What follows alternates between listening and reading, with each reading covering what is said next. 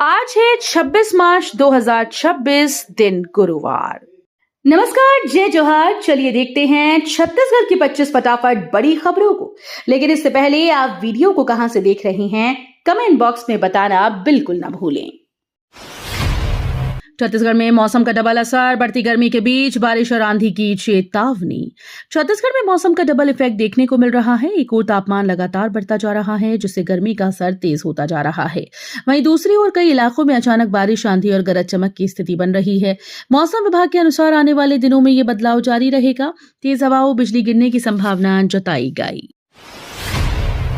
बिलासपुर में bird flu से मुर्गियों की मौत, रायगढ़ में हाई अलर्ट और कड़ी निगरानी। छत्तीसगढ़ के बिलासपुर में सरकारी पोल्ट्री फार्म में हजारों मुर्गियों की मौत के बाद बर्ड फ्लू की पुष्टि हुई, जिससे प्रशासन ने स्थिति को गंभीर मानते हुए सख्त कदम उठाए।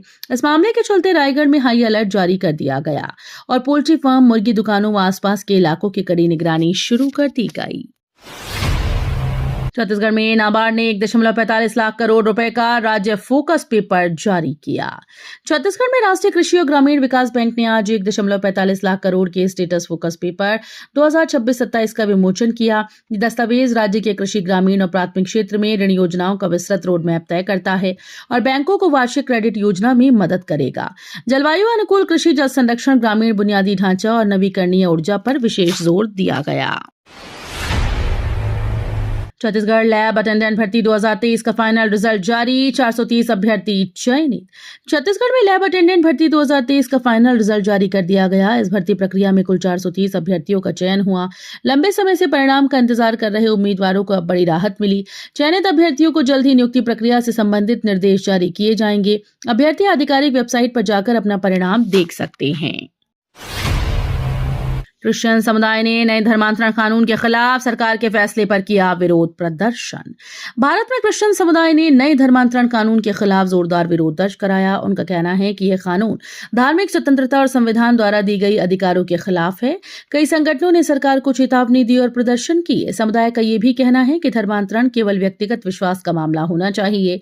सरकार का कहना है कि कानून का उद्देश्य केवल जबरन या धोखे से धर्मांतरण रोकना है, लेकिन विरोध जारी है।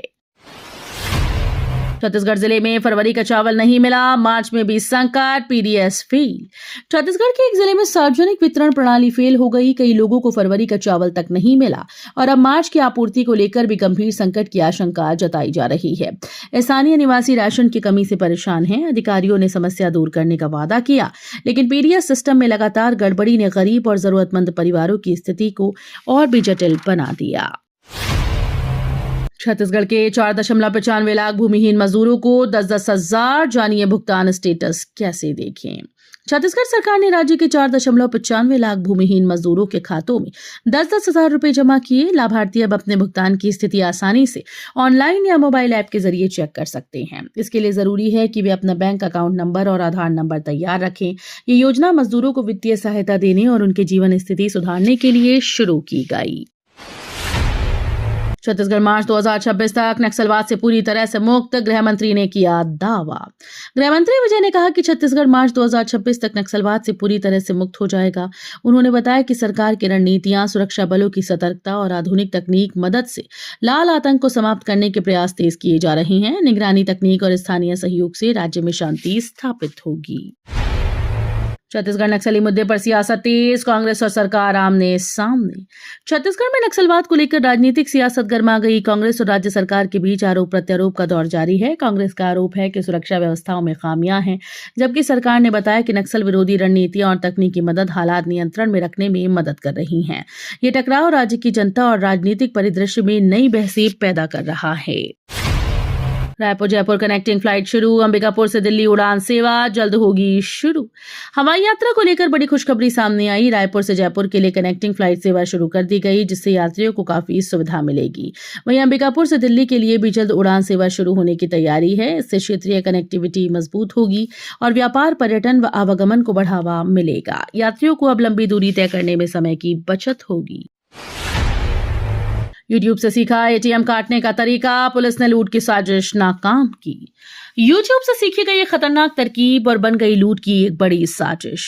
आरोपियों ने ऑनलाइन वीडियो देखकर एटीएम काटने का तरीका सीखा और वारदात को अंजाम देने की योजना बनाई, लेकिन पुलिस की सतर्कता से ये साजिश वक्त रहते नाकाम हो गई। सभी संदिग्धों को गिरफ्तार कर लिया गया। ये घटना दिखाती है कि तकनीक का गलत इस्तेमाल कितना खतरनाक हो सकता है। रायपुर से संचालित साइबर गैंग हेलो कॉल से अमेरिका में करोड़ों की ठगी करता था। छत्तीसगढ़ के रायपुर में एक बड़े अंतर्राष्ट्रीय साइबर ठगी गिरोह का खुलासा हुआ। आरोपी कॉल सेंटर बनाकर अमेरिका के लोगों को फोन करते थे और खुद को टेक सपोर्ट या बैंक अधिकारी बताते थे। हेलो से शुरू हुई बातचीत में वे लोगों को डराकर उनके अकाउंट की जानकारी और पैसे हड़प लेते थे। पुलिस ने इस नेटवर्क को पकड़ लिया और मामले की जांच जारी है। ये गिरोह लंबे समय से सक्रिय था और करोड़ों की ठगी कर चुका है।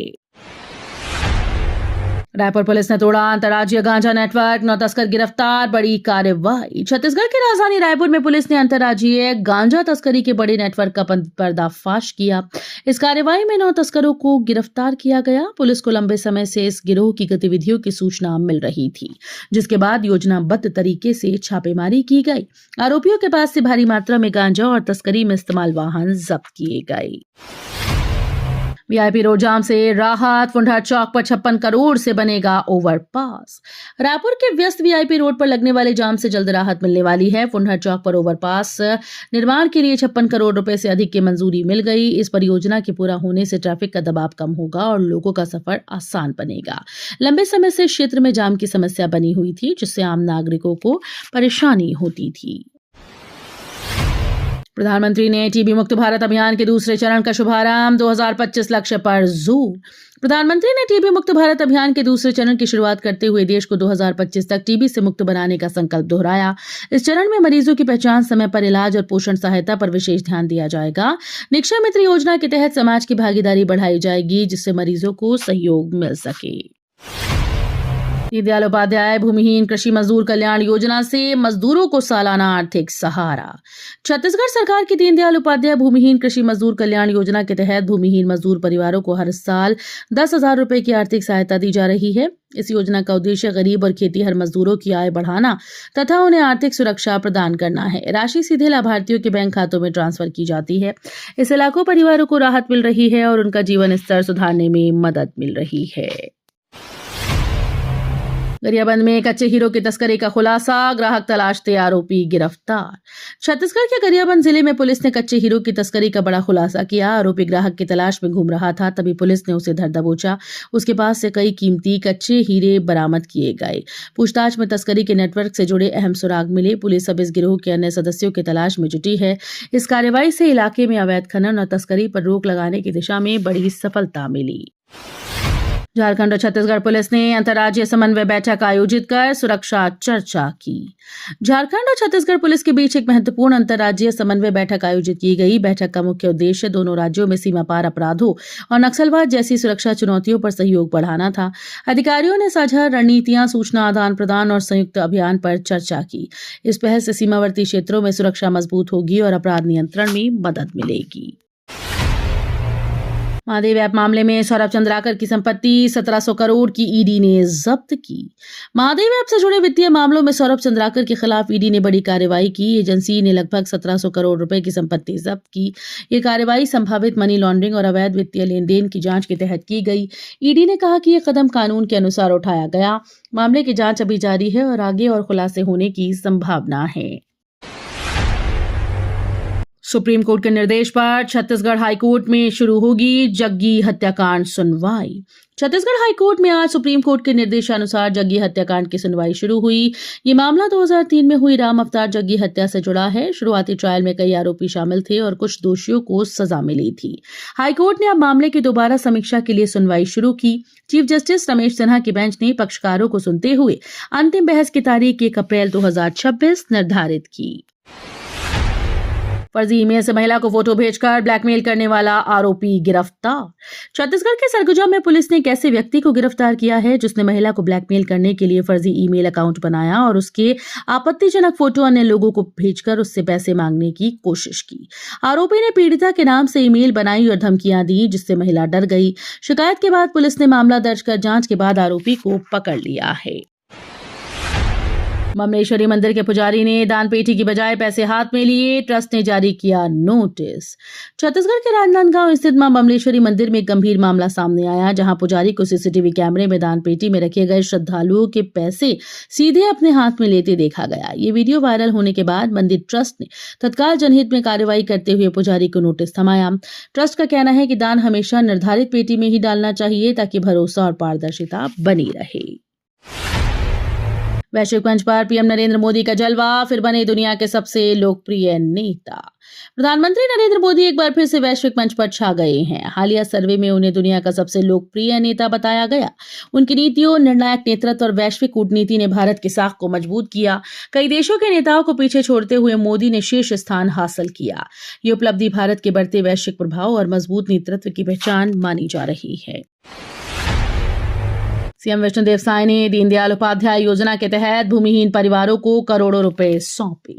छत्तीसगढ़ में नवरात्रि पर मजदूरों के लिए खुशियों भरी खबर आई। मुख्यमंत्री विष्णुदेव साय ने दीनदयाल उपाध्याय भूमिहीन कृषि मजदूर कल्याण योजना के तहत लगभग 5 लाख भूमिहीन परिवारों के बैंक खातों में करीब 5,000 करोड़ रुपए सीधे ट्रांसफर किए। इस योजना से हर परिवार को 10,000 रुपए की आर्थिक सहायता मिलेगी, जिससे उनकी आजीविका सशक्त बनेगी और आर्थिक सुरक्षा बढ़ेगी। छत्तीसगढ़ हाईकोर्ट के 5 अतिरिक्त जजेस को स्थायी जज के रूप में नियुक्ति, सुप्रीम कोर्ट कॉलेजियम ने दी मंजूरी। सुप्रीम कोर्ट कॉलेजियम ने 24 मार्च 2026 को हुई अपनी बैठक में छत्तीसगढ़ हाईकोर्ट के 5 अतिरिक्त न्यायाधीशों को स्थायी जज के रूप में नियुक्ति करने के प्रस्ताव को मंजूरी दी।